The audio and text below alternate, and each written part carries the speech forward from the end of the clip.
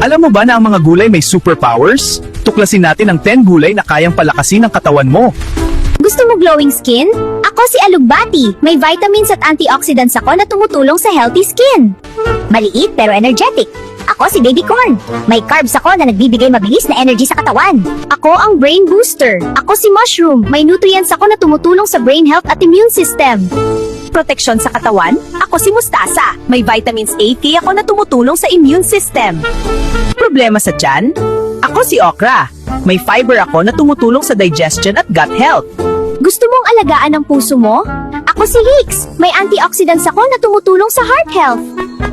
Nauhaw ka ba? Ako si Turnip. Mataas ang water content ko kaya nakakatulong ako mag-refresh ng katawan.